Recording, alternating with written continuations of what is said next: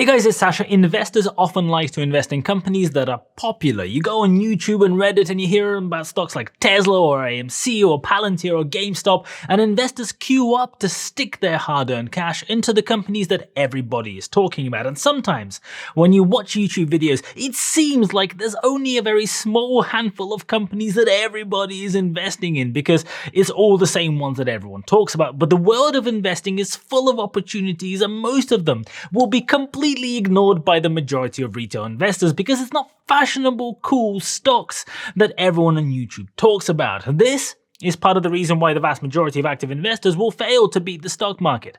We have a problem with being attracted to shiny ticker symbols with charismatic CEOs. And there are companies out there that will do exceptionally well that nobody is talking about. The boring kind of stocks that will do really well over the next decade or two that don't have the favor of the ape community and don't have 20 dedicated channels on YouTube telling you how awesome the stock is every day. In this video, I want to share 9 companies that are changing how the world works. Each of these 9 companies is providing the tools and services that are enabling this transition, and I think we are just at the beginning of a very fundamental change in how companies operate and employ people. The trend of remote work was there before 2020, but the arrival of COVID has accelerated this move. The number of people working completely remotely is growing fast. Companies are realizing that many jobs do not require someone to come and sit at a specific desk in that expensive office in the middle of Manhattan. You can go and hire someone to do the work from their cabin in Wyoming and get better results at a fraction of the cost. Many of the best workers are realizing this as well and moving to where they want to live rather than wherever the job happens to be. And better still, companies are becoming a lot more flexible in the ways of working. Do you really need to go and employ a full-time graphic designer to sit there twiddling their thumbs in your company, or is it better to just hire a freelancer as and when you need to get a job done? I see more and more companies go down this route because it makes a heck of a lot of commercial sense. My own business employs a whole mix of people working completely remotely and on a freelance basis. And granted, not every job can be outsourced. Not every kind of work can be done remotely, but for a growing number of people, this is the new reality. Companies are realizing that instead of hiring from a limited and oversubscribed pool of people who just happen to be local to your office, you can take your pick of the smartest people from other states, from Europe, Australia, India, Brazil, the Philippines. The world out there is abundant in smart people. I have created a list of the 9 companies that I think are extremely well placed to take advantage of this shift over the next 10 to 20 years. Some of these companies are ones that you will know well. Alphabet and Amazon are on the list, but some of these you might have never heard about. One is a company based in New Zealand trading on the Australian Stock Exchange. You can check out all of these companies using my link in the description, and you can sign up for a free account with Simply Wall Street to check out all of the data you want about each one. Is the company overvalued or undervalued? What are the analyst forecasts for its future growth? A breakdown of the company's past performance and financial health, and details about the company's management down to how much skin in the game they've got. You can also see details of recent insider trading transactions and a detailed breakdown of the biggest shareholders. Simply Wall Street is free to use forever, but if you want access to all the additional information and some extra perks with the unlimited plan, I have a 40% discount for the first 100 people to sign up using my link below. So if you are thinking of signing up, the first 100 people using the link will get a big fat 40% discount. The link is in the description.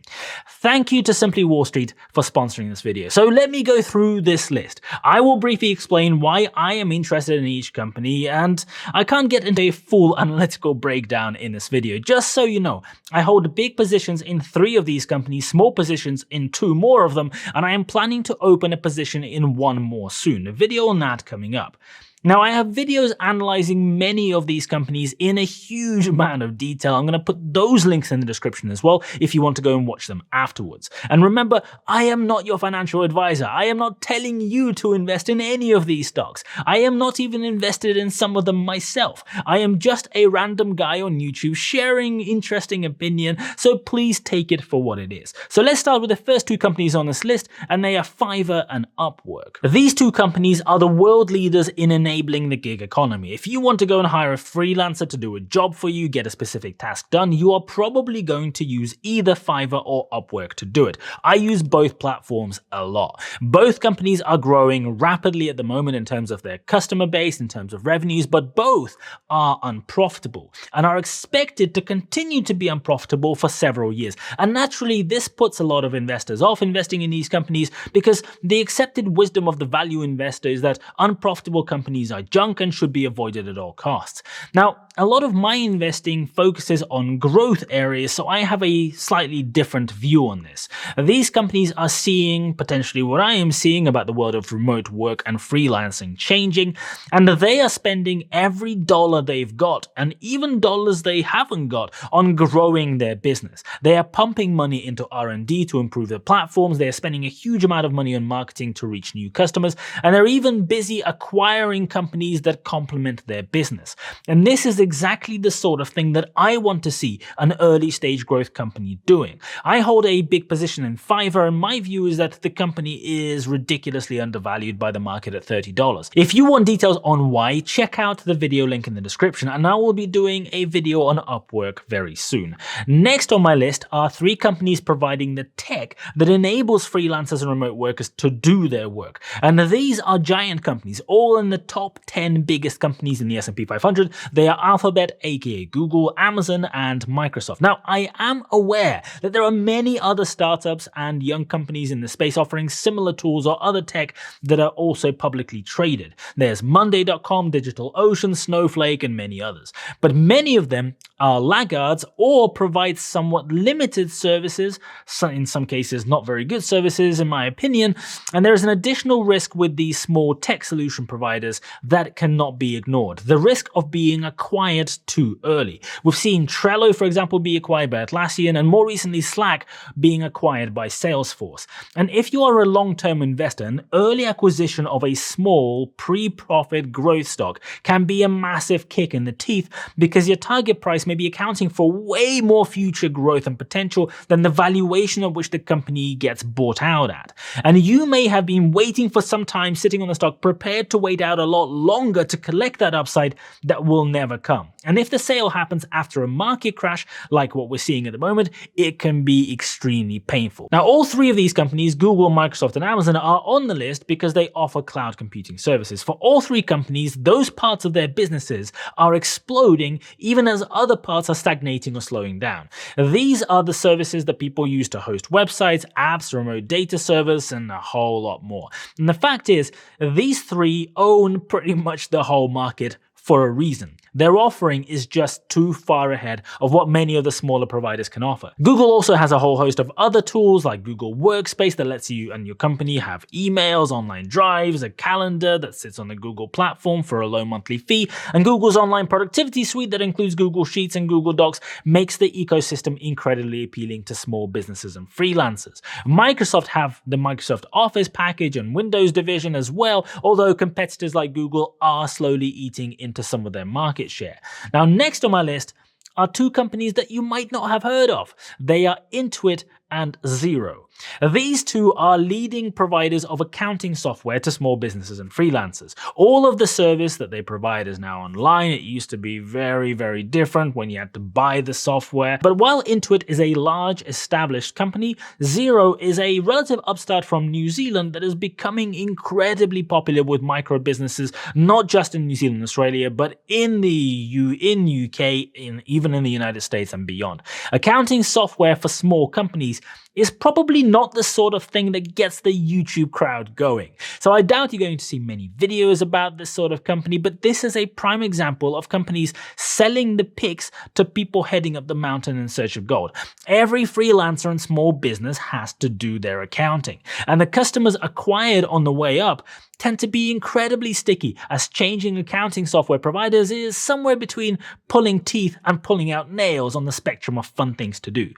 Wall Street is projecting Zero to be profitable from next year onwards, so it's not a huge wait if they're right, which might make them a very exciting proposition for those looking to get in on the ground floor. But last on my list, not least, are 2 hardware providers that are particularly favored by freelancers and stand to benefit as this new age of working develops. These companies are Apple and AMD. Apple has carved out a whole niche among creative workers, among others. They have been dominating in anything from music editing to graphic design to video editing and a whole load of other things for some time now. And the recent introduction of the M1 and M2 chips, which are revolutionary as far as computer system design goes, has taken Apple to a whole new level. The Mac division is relatively small for Apple as part of their total business because so much of the revenue flows through selling iPhones. But I see the ecosystem benefits and the subscription-based revenue part of the business becoming bigger and bigger profit drivers into the future. Just a note, I have some other reservations about Apple's valuation that I'm not going to get into detail here because there isn't time, so make sure you check out the description for some more detail and analysis in a separate video. Now, AMD, on the other hand, is completely at the other end of the spectrum. They are leading in the production of processors and benefit from the growth of freelancers and small businesses in two different ways. They are becoming the provider of choice for cloud computing companies like Google. Their cloud sales are absolutely going through the roof at the moment because they offer the best hardware, and they are selling the most powerful and best value processors available on the market direct to consumers as well. A big problem for AMD is that they just released a note on their Q3 results a few days ago, and their client segment, which is the one that sells processors to customers, has collapsed by over 50% quarter on quarter. I am an investor in AMD, so I will be waiting to hear a bit more detail on exactly what happened on the earnings call in a couple of weeks, but my long-term investing thesis for the company is focused much more on the data center and cloud computing elements. Again, I have a video with a lot more detail in the description, so feel free to check it out. Now, AMD has also been slowly catching up with Nvidia over the last 3 to 4 years in graphics cards, and are due to release their newest generation later this quarter. And the combination of powerful processors and GPUs makes AMD incredibly useful not only for people using cloud computing, but freelancers doing data analysis, engineers, researchers, 3D modelers, graphic designers, and even people like me who edit and render videos, because I need powerful hardware in order to be able to do it. If you know of an interesting company that is helping disrupt how people work that maybe should be part of this list, make sure you drop a comment below. I'd love to read it. Remember, the first 100 people to sign up to Simply Wall Street using my link will get a 40% discount, so if you're interested, go and check it out. If you enjoy this video, please don't forget to smash the like button for the YouTube algorithm. Thank you so much for watching, I really appreciate it, and as always, I'll see you guys later.